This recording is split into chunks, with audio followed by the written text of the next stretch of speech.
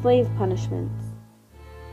Depending on their owner, slaves either got a decent punishment or were severely beaten. Some slaves were badly wounded, or they had died from the harsh treatment.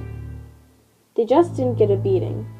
They also had gotten different types of contraptions put around their neck, face, feet, and hands.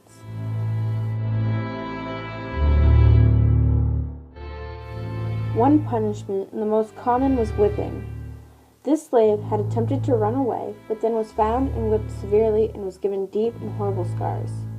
This pictures the truth of what is left after the beating. There was other punishments. Anything from hand and feet restraints to face masks. While this happened, the owners of the slaves didn't care. They had treated them as if they were animals. They were chained up and weren't free to live as the white man had.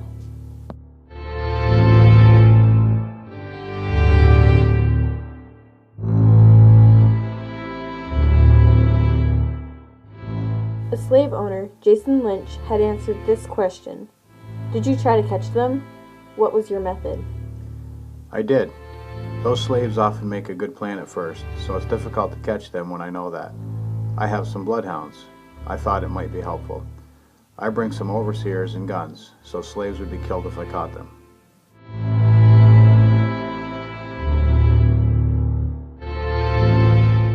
Sometimes, as a punishment, a slave was branded.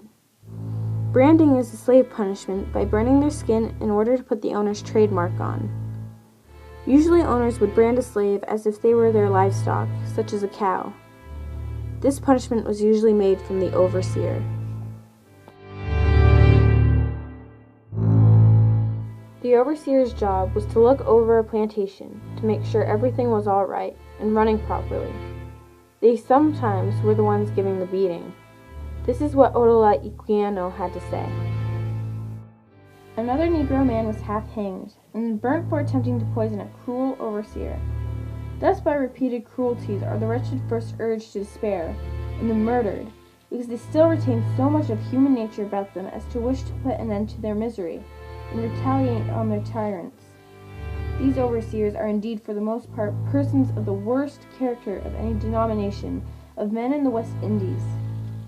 Unfortunately, many humane gentlemen, but not residing on their estates, are obliged to leave the management of them in the hands of these human butchers, who cut and mangle the slaves in a shocking manner on the most trifling occasions, and altogether treat them in every respect like brutes. Master Jim called me and Sam to him and ordered Sam to pull off his shirt. That was all the McLean slaves wore, and he said to me, "Now do you think you can stand this slave?" He had that old bullwhip flung across his shoulder, and Lord, that man could hit so hard. So I just said, "Yes, sir, I guess so," and tried to hide my face so I couldn't see Sam's nakedness. But he made me look at him anyhow. This was said by Louise Everett, a slave on Everett Plantation. This had shown how cruel an owner could be to their slaves.